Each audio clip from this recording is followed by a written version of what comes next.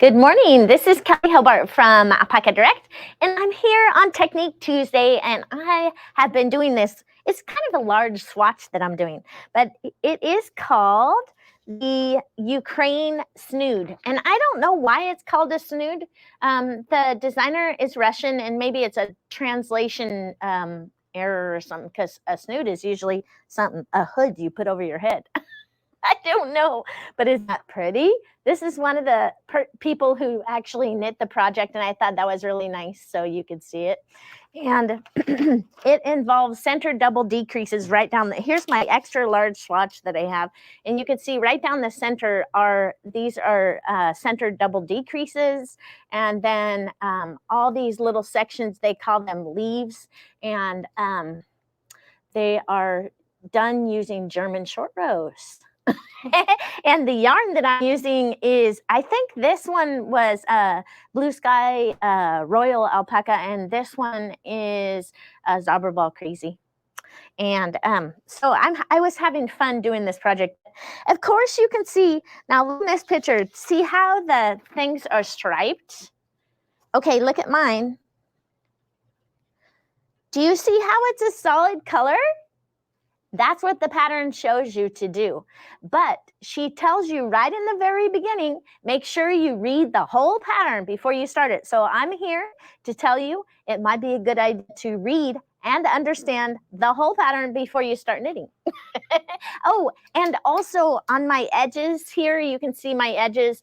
When you're knitting the pattern written as she has written it, the edges are like super tight. So I was messing around doing different edges, and so that I could get it loose, so that when I block it, I don't have to yank it or pin it down or do some aggressive blocking. I can just do normal blocking because I changed my edge.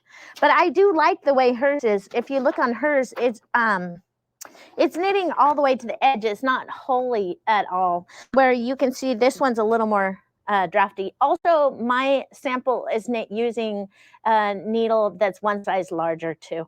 And that was because this Royal Alpaca is a heavier weight yarn than what she used for hers. And I didn't want to make it so tight that that it wasn't cozy. We've got to have cozy. So anyway, but you should see this. I don't know. See all these pages I have? Those are all parts of the pattern.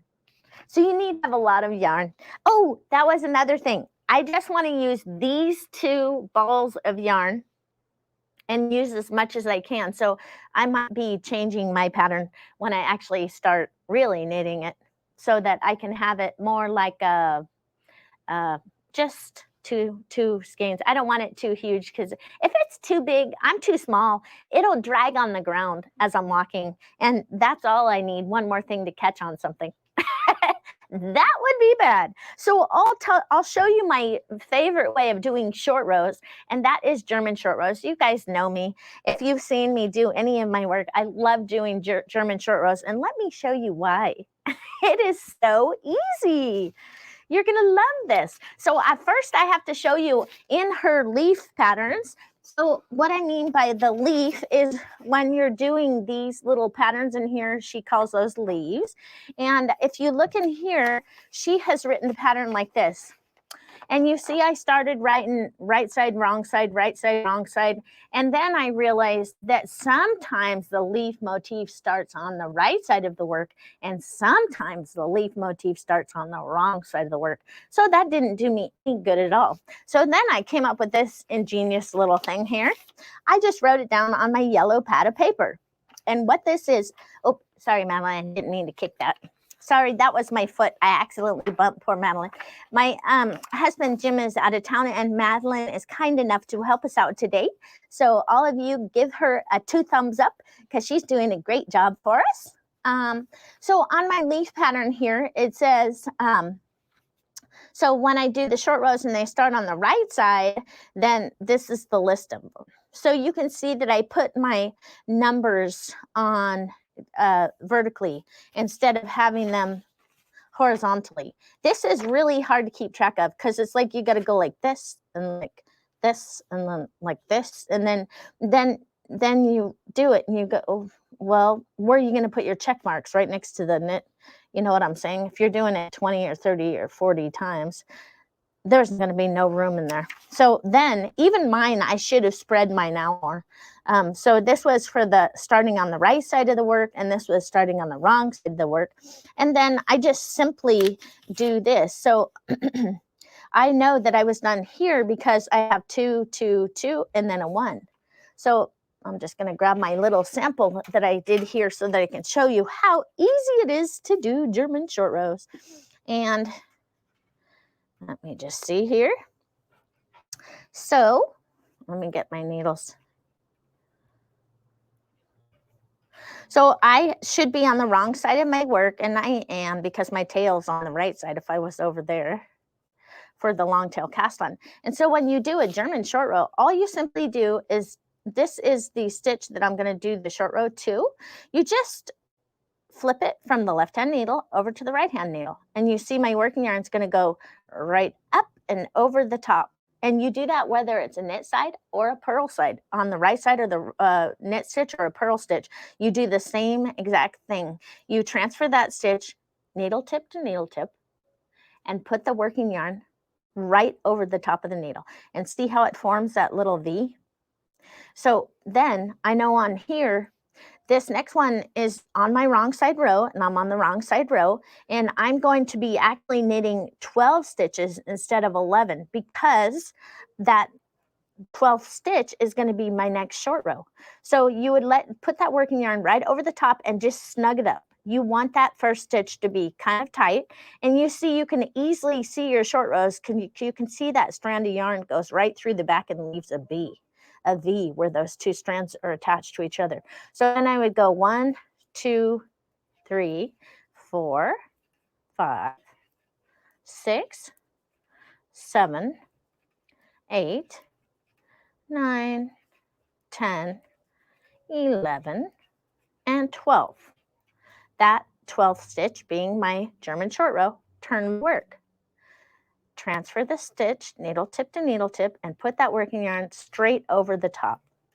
Now I don't have a pencil so I can mark this off, but then I would go down to the next side. Now I'm on the right side of my work. That's another way to look, and my tail's right here, so I know I'm on the right side, and I'm going to be working 9 stitches instead of 8, because that 9th one is going to be. Also, when you first do, right after that German short row, just snug it up just a little bit. It makes your short row not visible when you go to work other rows. Then it can't be seen very easily at all. And another thing about German short rows is there's no wraps around the actual stitch. So you can knit those stitches and you don't have to worry 2, 3 about picking up wraps. 4, oops, don't split your yarn. 5, 6, 7, 8, and 9. Turn the work. Okay, there's only one way to do that German short row. Needle tip to needle tip, work yarn right over the top. Take my little sticky note, move it down 1. I'm on the wrong side of my work. Snug that first stitch up, and I'm going to work 8. 1, 2, 3, 4, 5, 6, 7, and 8. Turn my work. Poke. Do you see how much faster? Have any of you done the traditional wrap and turns? Isn't this fast? I love it. Do any of you use German short rows yourself for your projects? I would love to know if you do. 1, 2, 3, 4, 5, 6, 7. There's a German short row. Here's how you knit it. Go right into the 2 and just knit them as if it's a knit 2 together. 8, 9. Turn. And we'll see. I'm going to do one more and see if we can go. So, and then I would go all the way down, and then let me just flip this one, and we'll do 12. 1, 2, 3, 4, 5, 6, 7, 8, 9, 10. Do you see those are German short rows? 11. No picking up wraps for me. Isn't that cool? You don't, and see how nice the short rows look?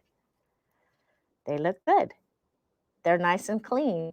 And you can do short rows back and forth, and your project is much quicker and easier to do than the wrap and turns. So for all of you out there that are doing the wrap and turns, let me set this down. And I also had this issue. So when I was knitting, I might have to sit down again. Let me see. When I was knitting my project, so in here, I better sit down, Madeline. I'm sorry. Let me show you. I wanted to show you this morning or last night, shall I say, I got off track. I had on here part number 16, which was the last set of, I had just completed the leaves on that row, all the leaves, and then I was going to be doing a stripe section. Well, I noticed after this first row, I didn't have the right stitch count. I had 7 extra stitches. And then I'm going, what to do? So if you lost in your knitting and you're not sure what to do, the first thing you do is whenever you get the opportunity and it tells you to count your stitches, always count your stitches. Don't shortcut on that, because you'll never know if you're off if you don't count your stitches. And if you do count your stitches, you can catch that very quickly. And you may not even need to go back. You might just need to knit 2 together, because let me tell you, in garter stitch, when a garter stitch looks like this, it's very forgiving. If I do a knit 2 together in here, it is not going to show up. And you do not have to take all your work out. I know a lot of people are like, it's okay, it's my project and it's part of who I am, and I don't care if it has a mistake. Me, I'm just opposite. I wish that I could be like all of you that do that, because any little mistake in my work or any little imperfection drives me bat crazy. It drives me nuts, so I have to go back and fix it. I don't know why I do that, but anyway, it's something, but I don't know. Well, I can tell you, when I was growing up, my mom would tell me to clean the house, and when we cleaned the house, if it wasn't quite right, she would make us do it again. So maybe that's why, I'm not sure. So on this one, I had the wrong stitch count, and then I realized I didn't do my last set of centered double I did a centered double decrease 1 time. I didn't do it 8 times. So that's where my extra 7 stitches were. So on this center piece right here, I had done 1 centered double decrease, but I hadn't done the rest of them. And that's why I had to knit 55 instead of 48. So I went back, took my work back up to the centered double decrease, and then I did the rest of I had to do it 7 more times, and I was right back on track. So what I want to tell you about that is, sometimes people think that they automatically jump to the conclusion that it's an error on the designer's part. I would venture to say to be careful about that, because a lot of times it's not an error on the designer's part, because they've knit it several times and you're just knitting it for the first time. So the chance you might have caught an error, but you also might have knit it wrong. Like I did. So I'm sitting here watching TV and messing around. I did a centered double decrease instead of doing it 8 times. So you first look at your knitting, then you can check on the website and say, is there any errata? If there are errors in the pattern and other people have found them already, especially if 100 people have knit this project and there is no errata reported for that pattern, the chance is that you messed it up, because there's no way that 100 people knit that project and you suddenly, I mean, it's not impossible, but it's not probable that happens. So anyway, what I would say about that is go back in your work until you get to a spot where everything was correct, and then try and knit it again. Chances are it'll turn out beautifully. If not, you can also email the designer, ask them a question. Hey, have you had any problems with this row or round? And they will be able to tell you. And then you can get back on track and knit the project. But always making sure that after you complete a row, you put a check mark so that you know where you are in the pattern. Never, never, never, never, never do a pattern and put the check marker, don't put that check mark there until you have completed the row.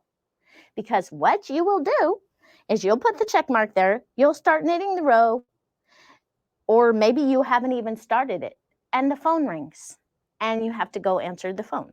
And guess what? You have just told yourself that you knit that row when you actually didn't.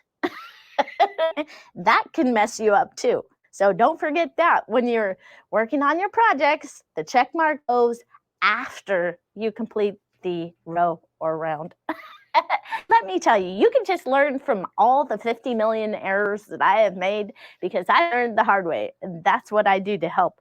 So you guys don't forget, every week we have a little prize for you. And for this last week, it was for the lovely Malabrigo sock. And I think this was a winning color. It's called Anniversario.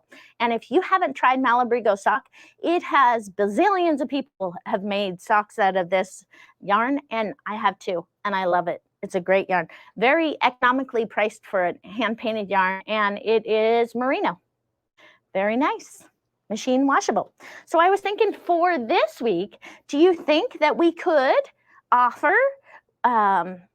the prize for this week would be some Bravo Petites. And we have the red colorway, 2 skeins of the red, or I was thinking of this beautiful, it's like an emerald or a teal. You can say which one. You guys vote. Put comments in that comment section. Let me know which colorway you like of this lovely baby alpaca made in Peru, and it'll be the prize for next week. And that's how you get entered to win, is posting comments in the comment section, letting us know what you're working on. If you have a pattern that you love, I am always looking for new ideas, especially for this next week, because I'm going to be doing a baby project because Nate, he is one of our workers here, and his wife is having a baby soon, and it's going to be a little boy. So I'm looking for a new baby sweater for a little boy. So let's see who the winner was for this last week. And I have it written down here on a sticky note. And it's because Jim's out of the town. My sweetheart usually fills that in for me, and he wasn't here to do it. So Madeline wrote it down on a sticky note, so I'm still covered. So the winner is Joanne Callan Morgan. Yay! Joanne Morgan, yippee! Look what you won. You won this lovely Malabrigo sock yarn. And it's not just for socks. You can use it for shawls or anything. You can even make a hat out of it if you wanted to, I suppose. But Joanne, all you do is contact us at customer service at Alpaca Direct, because we need your address so that we can get it out in the mail to you. And then you can try the lovely yarn, and maybe you can see what you think of it, and you can share ideas with other people of whatever you make with it or what have you. Totally fun. So again, this next week, I'm going to be talking about a baby sweater. So, and then I think the week after that, I'll probably be doing a baby blanket because I have to have a little set. So I hope all of you have a great week, and I will talk to you next Tuesday.